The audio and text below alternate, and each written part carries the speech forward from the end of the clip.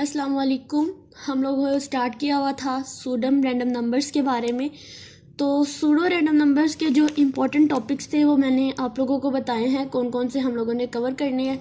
तो इसमें हम लोगों ने इससे पहले मेरी 3 वीडियोस हैं जिनमें सूडो रैंडम नंबर्स क्या होते हैं, सेकंड वीडियो थी जनरेशन प्रोसेस और थर्ड वीडियो थी डिटर्मिनिस्टिक्स नेचर एंड सीड वैल्यू की इंपॉर्टेंस क्या थी। ठीक है, होप सो आप लोगों ने ये देख ली होगी और अच्छे से समझ आई होगी। अगर नहीं आई तो आप लोग जाएं और उसको देखें वहाँ से।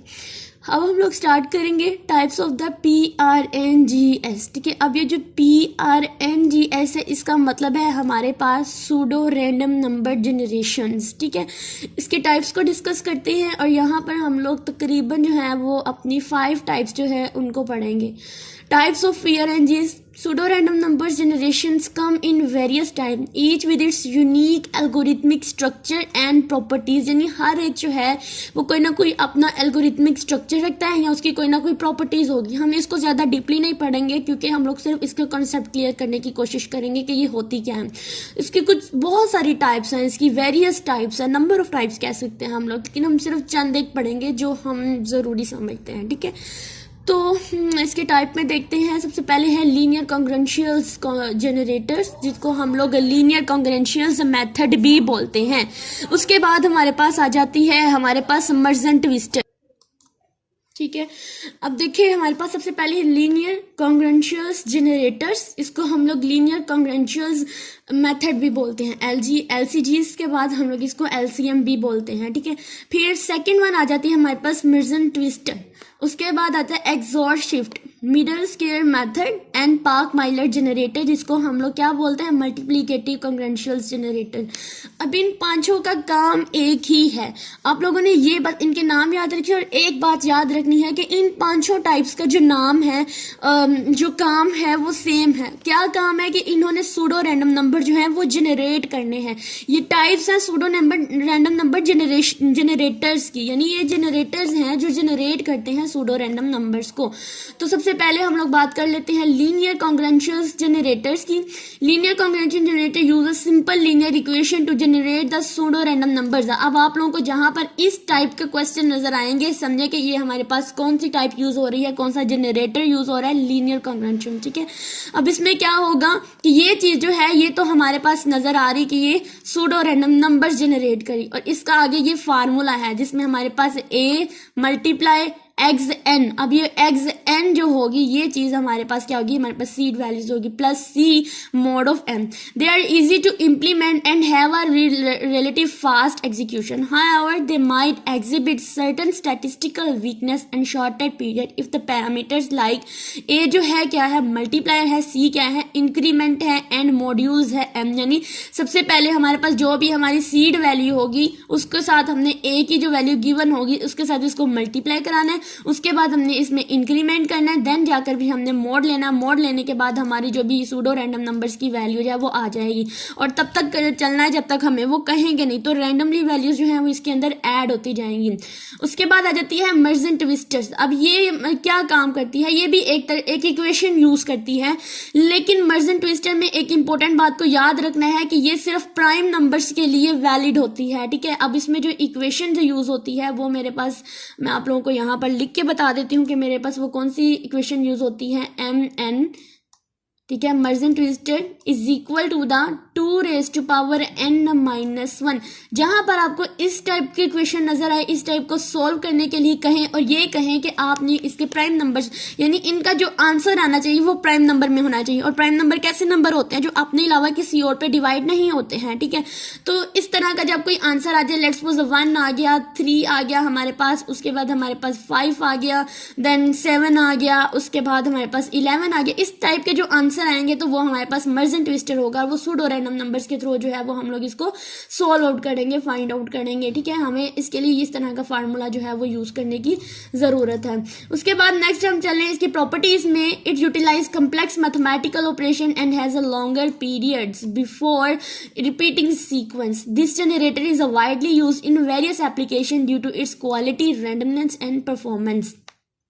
नेक्स्ट है एक्सॉर शिफ्ट। अब मैं अगर एक्सॉर शिफ्ट की बात करूं तो ये अपने एल्गोरिदम में बिट वाइज एक्सॉर ऑपरेशंस का यूज करता है। एक हम लोगों ने शिफ्ट पढ़े थे और एक एक्सॉर ऑपरेटर पढ़े थे, तो इन दोनों को जब हम लोग कंबाइन करते हैं तो हमारे पास एक्सॉर शिफ्ट बनता है, ठीक है। तो ये बिट वाइज ऑपरेटर्स होते हैं जो यूज करते हैं सूडो रैंडम नंबर्स को जनरेट करने के लिए। It is known for its simplicity, efficiency and fast execution के लिए जाने जाते हैं। Its period might be shorter compare to some other generators and carries needs to taken in slighting its parameter for optional performance, ठीक है। उसके बाद middle square method आता है जो कि बहुत ही सिंपल मेथड होता है। इसमें हमने मिडल स्केयर यानी जो स्केयर होता है हमने उसका मिडल लेना होता है और वो जो मिडल होता है वो हमारा सूडो रैंडम नंबर जो है वो जनरेट करता है। इसके लिए भी हमारे पास क्या होता है कि एक हमारे पास होता है आई, ठीक है। उसके बाद दूसरी हमारे पास आई कोई भी नंबर हो सकता है, मे बी 0 है, 1 है, 2 है, 3 है, ठीक है। यहाँ आई जो होता है ये होता है। उसके बाद हमारे पास एक सीड वैल्यू होती है विच इज द ZI, ठीक है। उसके बाद होती है एक XI कह लें या UI कह लें, ये हमारे पास जो है ये हमारा सूडो रैंडम नंबर जनरेट करता है, ये सीड वैल्यू है। और नेक्स्ट हमारे पास सीड वैल्यू का क्या होता है, स्केयर होता है, क्योंकि ये मिडल स्केयर है इसलिए हम सीड वैल्यू का स्केयर लेंगे। लेट्स सपोज मेरे पास सीड वैल्यू जो है वो कोई आ गई है, आप कह सकते हैं कि फॉर एग्जांपल मेरे पास 5 है, ठीक है। अब मैं इसका जब स्केयर लूंगी तो मेरे पास क्या आएगा, 25 आएगा। अब मुझे ये चीज फाइंड करनी है। इस चीज के लिए मैं क्या करूंगी, इस स्केयर का मिडल लूंगी। अब यहाँ पर तो कहना है इसका तो मिडल ही नहीं नजर आ रहा, इसका लेफ्ट और राइट दोनों के दरमियान में कुछ है ही नहीं, तो हम क्या करेंगे, एक 0 खुद से ऐड कर लेंगे। अब 0 खुद से ऐड करेंगे तो ये हो गया हमारा ये वाला, और इसका मिडल क्या आ गया 2, तो हमारा रैंडम नंबर क्या जनरेट होगा यहाँ पर 2। उसके बाद हम क्या करेंगे, अब ये 25 है, 2 है, ठीक है। अब इस 2 को हम लोग क्या करेंगे, यहाँ पर लिखेंगे। अब इसका स्केयर लेंगे, आ जाएगा 4। अब हमारे पास इस तरह मतलब इस तरह करके हम 0 खुद से ऐड करते जाएंगे। इस तरह से हमारे पास जो है वो वैल्यूज आती जाएंगी। हो सकता है ये जो आपके पास सीड वैल्यू है वो 5, 7, 1, 8 इस टाइप की आ जाए। इसका स्केयर लें, फिर आपने मिड वाली वैल्यू किसी तरह से निकालनी है और वही जो वैल्यू होगी वो हमारे पास क्या होगी, हमारी होगी रैंडम वैल्यू। तो इस तरह से हम लोग जो है वो मिडल स्केयर का यूज करते हैं। और बेसिक पर्पस क्या है इसका भी कि ये हमारे पास जो है वो हमारी रैंडम वैल्यूज को सूडो रैंडम नंबर्स को जनरेट करने के लिए यूज किया जाता है। सबसे लास्ट पे हमारे पास आ जाता है पार्क-माइलेट जनरेटर, जिसमें हमारे पास आता है मल्टीप्लिकेटिव कॉन्ग्रेंशियल जनरेटर। तो ये हमारा जो पहले वाला था लीनियर कॉन्ग्रेंशियल, इसी से ही रिलेट कर रहा है। एक सूडो रैंडम नंबर जो डिटरमिनिस्टिक्स होता है, यानी डिटरमिनिस्टिक का हमने पढ़ा था क्या होता है कि वो सीड वैल्यू की बेसिस पर ही एक सीक्वेंस जनरेट करता है। तो इसमें भी हमारे पास वही फार्मूला यूज होगा जो हमारे पास हम लोगों ने यूज किया था अपने उसके अंदर लीनियर कॉन्ग्रेंशियल्स के अंदर। और इसमें हमारे पास जो है एक क्या है, मल्टीप्लायर होगा, एक्सएन क्या होगा, हमारे पास करंट नंबर या सीड वैल्यू होगी, और फिर मोड ऑफ एम जो था एम। इस तरह हम लोगों ने हमारे पास वैल्यू गिवन होंगी, हमने जिस फार्मूला उसको अप्लाई करना है और हमने अपने रैंडम नंबर जो है वो जनरेट करने शुरू कर देने हैं। अब रैंडम नंबर्स की बात करो और सूडो रैंडम नंबर में डिफरेंस बताऊं तो यही है कि रैंडम नंबर्स में तो हम लोग कोई भी फार्मूला से अप्लाई नहीं करते, जस्ट हम उसका रैंड लिखते हैं और फिर आगे से हमारे पास जनरेट होना शुरू हो जाता है।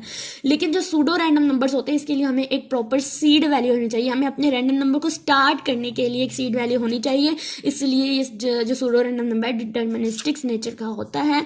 होप सो आप लोगों को इसकी टाइप समझ आ गई होंगी और इनके फार्मूलाज बस माइंड में रखने हैं। और आपने अगर वो कहेंगे कि आपने एक्सेल के ऊपर, अच्छा समटाइम्स ऐसा होता है हम चूंकि आईटी के स्टूडेंट हैं तो हमें ये मॉडलिंग एंड सिमुलेशन इसलिए पढ़ाया जा रहा है ताकि हम लोग जो है वो अपनी जो कंप्यूटर है उस पे रैंडम नंबर्स को जनरेट कर सकें। तो हम लोग उसके लिए एक्सेल यूज करते हैं, ठीक है। अभी तक हम लोगों ने यूज नहीं किया और ना ही हमें इतना करवाया गया है, बट जब हम लोग कर लेंगे, जब हम लोग अपने फाइनल ईयर प्रोजेक्ट की तरफ जाएंगे तो देन अगर हमें यूज़ करना पड़ा तो मैं आप लोगों को वो भी करके दिखाऊंगी कि हमने किस तरह से अपनी स्किल्स को इम्प्रूव करना है एक्सेल पर। तो एक्सेल पर अगर हम लोग अपने सेकेंड ईयर की बात करें या फर्स्ट ईयर की बात कर ले तो हम लोगों ने जब एक्सेल का यूज़ करना सीखा था तो तब हम लोगों ने वहाँ पर एक्सेल पर जो है वो अपने रैंडम नंबर्स को जनरेट करना भी सीखा था। रैंड लिखते थे और उसमें हमने रैंड बिटवीन कहाँ से कहाँ तक के वैल्यू के दरमियान में, जैसे मैंने 0 to 55 तक की वैल्यू को अगर मैंने रैंडम नंबर में लेना है तो उसके दरमियान में क्या क्या रैंडम वैल्यूज ले रहा है हमारा एक्सेल। तो देन ये हम लोगों ने सीखा हुआ था उसके ऊपर। तो बहुत जल्द जो है हम लोग अगर हम पेपर्स के बाद थोड़ा फ्री हुए तो तब मैं आपको वो जनरेट करना सिखाऊंगी। अगर आप लोगों के पास टाइम हुआ तो सीख लेना, अदरवाइज मुझे ना कहना। तो आज टाइप्स थी, अब नेक्स्ट इसकी एप्लीकेशन को अगली वीडियो में डिस्कस करेंगे।